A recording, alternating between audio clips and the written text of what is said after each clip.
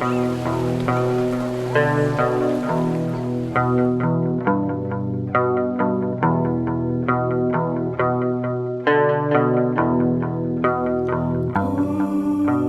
was like a flatland Huynh and it weighed like 50 pounds and I loved it, but it was just like not the bike I was looking for. These huge flatland pegs and it was just ridiculous.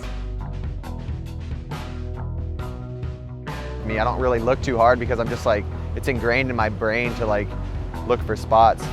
And I think the more the spots just kind of keep finding me. And I usually just kind of take notes of things I want to go back to, or when I'm on a trip, just make sure to get it done or at least try, because you don't know if you're going to go back.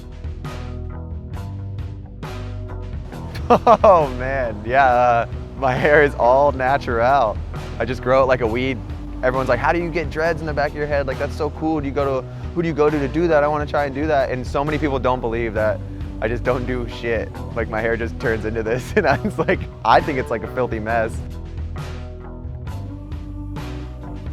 Ride brakes as long as you can until you get as much bike control as you can, and then take them off. The two scariest, most favorite clips that, man, like that adrenaline was just like straight up a drug, were the tail whip in the Writing on the Walls video into that bank, and then the bar spin manual to whip off the roof. Both those were just like, after I watched the footage, I was just so hyped I got those clips. It's a no-footer, just going over like a little 6-foot dirt jump and taking my feet off. Felt sick. Just to have downside double pegs dialed, like Gary Young and Mike Cleveland. When my ramps are going, that's my favorite spot. It's in my parents' backyard, and I hit my friends up to go ride with me. We blast music, and it's just a really good setting out there. Probably would have been another sport or something, because I love being active and like progressing in that way. You know, it's like a way for me to use my body and mind, and I've always really liked that. Back then, I didn't care what I was just like, if my bike's set up to do as many tricks as I can in the Do Tour, that's all I cared about. And it was just like, that was it, you know? I didn't even know how to turn down until I was like 20 or something. You know, I could do 3 triple whips, but none of like the fun, stylish tricks that I love right now. There was a time in my life where I knew, like, damn, I'm gonna be doing this for so long, I should really just start finding the stuff that feels the best to me. My early 20s, mid 20s, I started feeling like garbage. It was just because I didn't stretch, I ate whatever food. I lived at a house with 5 people and everyone drank a bottle of Jack every night and no water. Like, it was just didn't know why I felt so shitty. And then like around 25, it all kind of caught up to me, my back going out all the time, and it was just getting hard to ride, like harder and harder. So I just kind of had to focus on all these ways to feel better.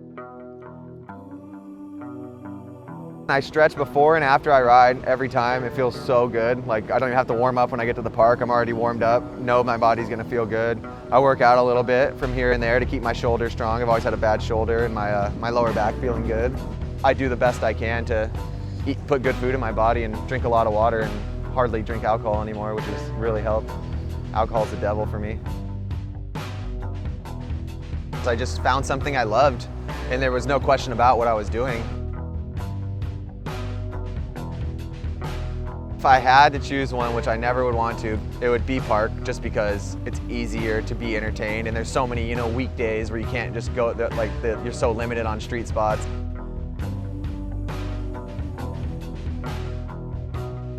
Colin McKay, that's the only rider I ever used. He was the sickest character. The amount of fun I have with him. If I'm going to the same skate parks all the time, which I do here in San Diego, riding my ramps or Claremont Park or whatever, and I'm not doing any new tricks, there isn't very much like motivation for me to want to come back the next day.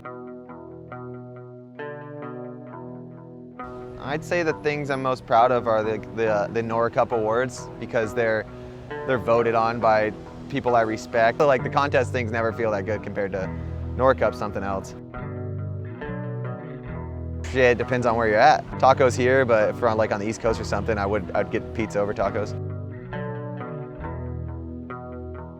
I learned all these tricks at a younger age, and I just constantly riding, and one day I was like, I'm gonna spin my box switch. I never did that before. in the same day, I was like, damn, well now I can spin the box switch. So I started learning switch trucks and then switch 3 tucks, and switch whips felt really good. And it was just like, it's a whole new trick, you just do it the other way. All the time on the road and the learning new tricks, meeting new people, the random places you just pop up at because you're on a BMX trip, getting so scared and thinking you're might gonna die trying a trick, and just like pushing through that, getting that adrenaline and going for it and landing it. You know, I can't narrow it down to one BMX memory.